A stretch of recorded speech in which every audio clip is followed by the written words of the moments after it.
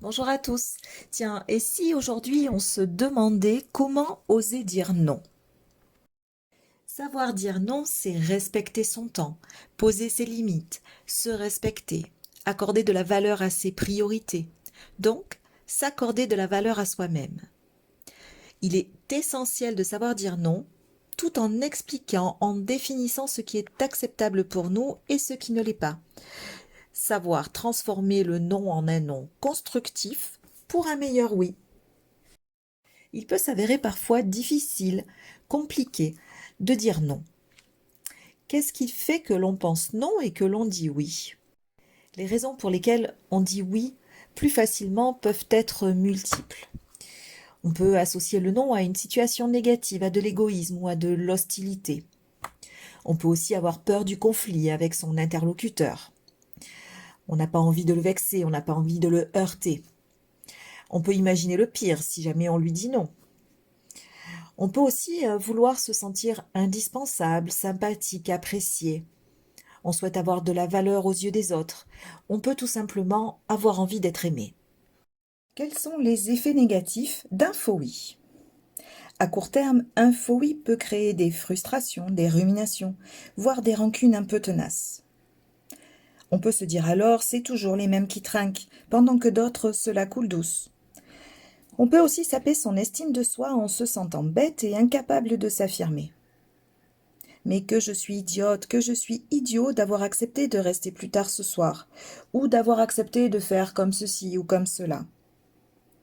À plus long terme, on court aussi le risque de se sentir systématiquement obligé de dire oui à chaque occasion.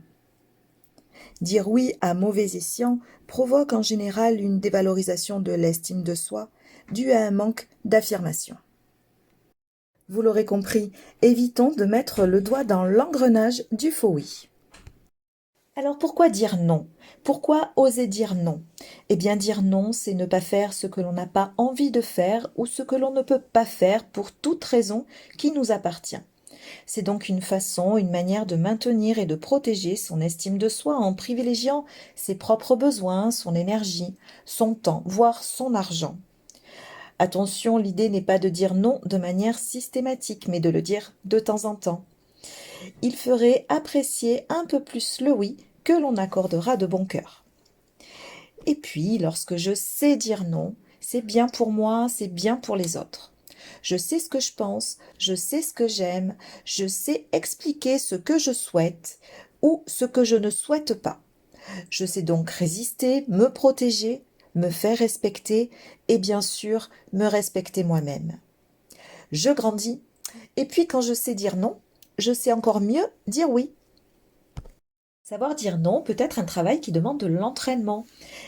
Alors si c'est le cas, n'hésitez pas à vous positionner devant votre miroir, devant votre glace pour vous entraîner régulièrement.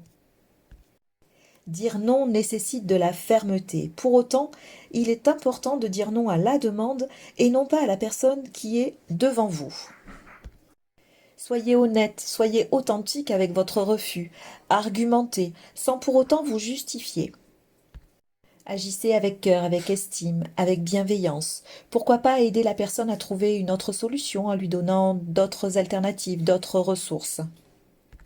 Et si cela est vraiment trop compliqué, peut-être pouvez-vous commencer à dire non à des personnes avec lesquelles il n'y a pas vraiment d'enjeu.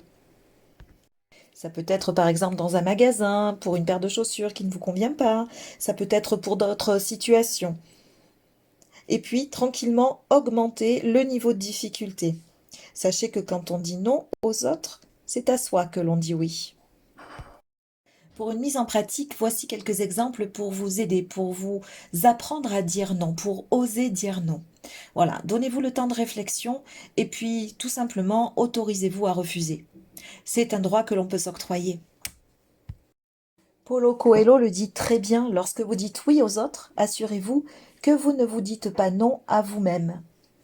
Heureux et libre est celui qui ose dire non. Alors, cap d'oser dire non?